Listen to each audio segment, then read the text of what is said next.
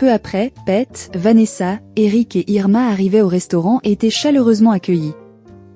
Ligia demandait à Eric ce qu'il devenait. Il répondait qu'il était encore fatigué à cause de la tournée. Irma ajoutait que Yemi ne lui laissait même pas le temps de respirer ces derniers temps. Eric expliquait qu'avec l'arrivée de Grey Shark dans la région, il devait travailler dur et qu'il ne pouvait pas ralentir. Il ajoutait que Mike, un producteur, avait voulu acheter ce ronde, mais que Joe Aocho avait refusé. José annonçait alors à tous qu'il avait un petit secret à révéler. Une fois qu'il aurait trouvé un bon travail, il pourrait se marier. Les enfants se réjouissaient de cette nouvelle. Ligia exprimait sa joie, mais ajoutait que son bonheur serait complet seulement lorsque Charlie serait de retour parmi eux. Vanessa retirait alors sa main de celle de sa grand-mère. Ligia, étonnée, lui demandait pourquoi cette réaction. Elle lui reprochait d'être rancunière, surtout après tant d'années. Vanessa lui répondait que Charlie n'était plus son père à ses yeux, et qu'elle ne voulait plus entendre parler de lui. Ligia tentait de lui faire comprendre que Charlie l'aimait, mais Vanessa insistait en disant qu'il avait tué sa mère. Ligia affirmait que ce n'était pas intentionnel, qu'il avait souffert et que Vanessa le savait. Vanessa, bouleversée, lui rétorquait que Charlie était responsable de tout ce qui s'était passé et qu'elle ne lui pardonnerait jamais. Elle suppliait sa grand-mère de ne plus aborder ce sujet. Eric reçoit un message de Mike Rivera, le patron de Grey Shark Records, surnommé le roi Midas des célébrités, lui exprimant son intérêt pour le recruter dans son équipe. De son côté, la femme chargée par Manine d'espionner sa compagne lui apporte une photo en lui disant que l'homme sur l'image est son petit ami. Manin furent vouloir les anéantir, mais qu'il doit rester discret. Il ordonne à la femme de mener une enquête complète sur lui, connaître son identité, ce qu'il fait, où il vit, et même les membres de sa famille. Elle lui apprend que cet homme et qu'il aurait l'intention d'épouser sa compagne. Manine, de plus en plus enragée, lui fait comprendre que le moment venu, il faudra s'en débarrasser. La femme, prête à agir, lui assure qu'elle exécutera ses ordres sans laisser de traces. Pendant ce temps, Charlie pense à Yemi, tandis que cette dernière finit par écrire la chanson qu'elle avait entendue en rêve. Au journal télévisé, Zulma intervient en dénonçant Charlie Cruz. Elle affirme que le plus grand fléau de l'Amérique latine est l'amnésie collective, et qu'elle est là pour raviver les souvenirs. Elle rappelle que cet homme, peu importe le nom qu'il utilise, a été mêlé à de nombreuses affaires, détournement d'argent, blanchiment, voire homicide. Selon elle, il a manipulé ses fans et trompé toute la nation. Aujourd'hui, il réclame une libération conditionnelle. Zulma interpelle le public en leur demandant ce que cela signifie pour la jeunesse, qu'on peut commettre des crimes et quand même sortir librement. Elle appelle la population à faire pression sur les autorités pour empêcher cette libération. À la prison, les détenus commandent cette intervention. Certains se montrent sceptiques ou critiques envers Charlie, mais son ami garde espoir et lui demande de rester concentré, car ils sont proches de la liberté et il ne faut pas tout compromettre maintenant. Vanessa est indignée. Elle trouve inadmissible qu'on envisage de libérer Charlie alors qu'il est véritablement coupable. Elle demande à son compagnon s'il était déjà au courant. Il lui répond qu'il avait entendu des rumeurs, mais ne lui en avait pas parlé parce qu'il pensait que ce n'était que des bruits de couloir.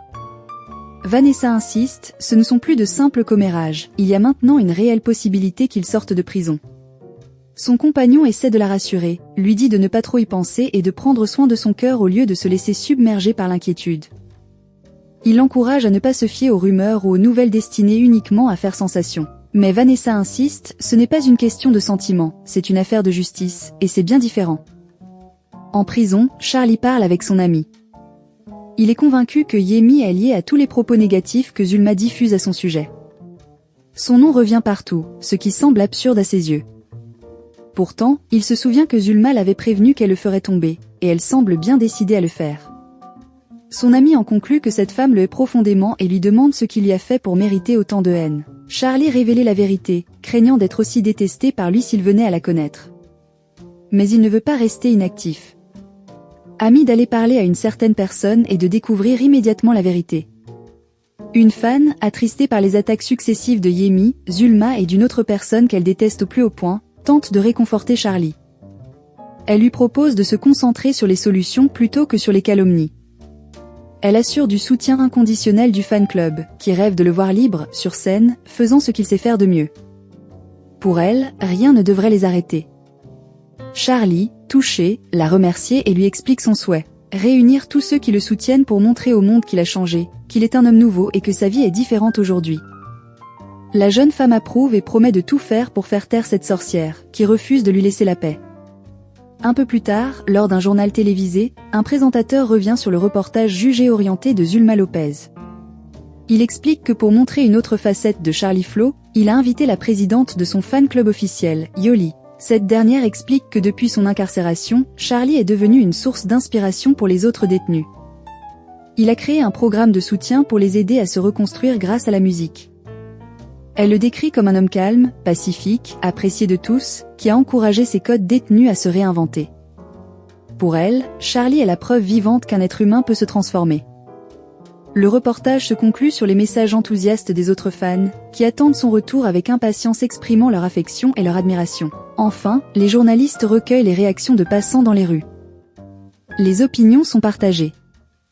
Certains croient fermement la possibilité de rédemption et estiment que Charlie mérite une seconde chance. D'autres, au contraire, pensent qu'il doit rester enfermé et payer pour ses actes. Yemi dit à Eric qu'elle trouve stupide que certains croient encore un changement chez Charlie. Eric lui répond qu'il pense que les gens peuvent évoluer, qu'il est possible de regretter sincèrement et de devenir une nouvelle personne. Yemi lui assure qu'elle aussi le pense. Mais pas pour Charlie. Selon elle, cet homme est un manipulateur depuis toujours. Elle ajoute qu'elle espérait que le reportage de Zulman nuise à Charlie, mais cela s'est retourné contre elle. Eric tente de la faire sortir de ses pensées obsessionnelles, en lui rappelant qu'elle s'est déjà vengée, qu'elle doit tourner la page.